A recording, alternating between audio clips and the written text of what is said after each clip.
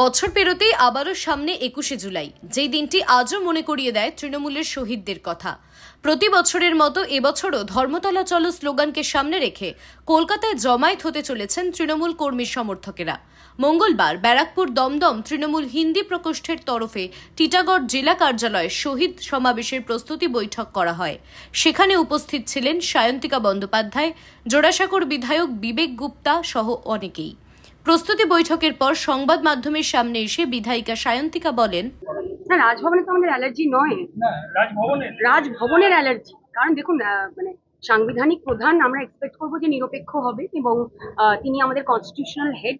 কিন্তু তিনি যদি মানে একটা নির্দিষ্ট দলীয় পার্টির মুখপাত্রর মতো ব্যবহার করেন, তখন তো এটা মনেই হবে না। আর বিভিন্ন জায়গায় বিভিন্ন যা শোনা যাচ্ছে, সেই জন্য তো আমরা মহিলারা কেউ আমরা যেতে চাই না, আমরা নিজেরাই যেতে চাই না।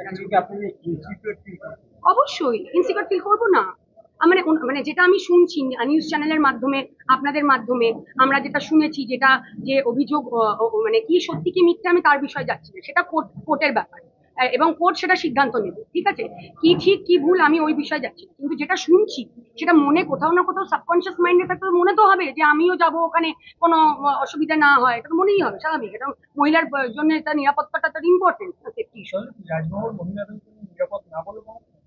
না বলে আমরা মনে করছি না, কিন্তু যে ঘটনা সব ঘটছে সেটা তো মনে হচ্ছে যে অবশ্যই মহিলাদের জন্য নিরাপদ হয়তো নয় আপাতত।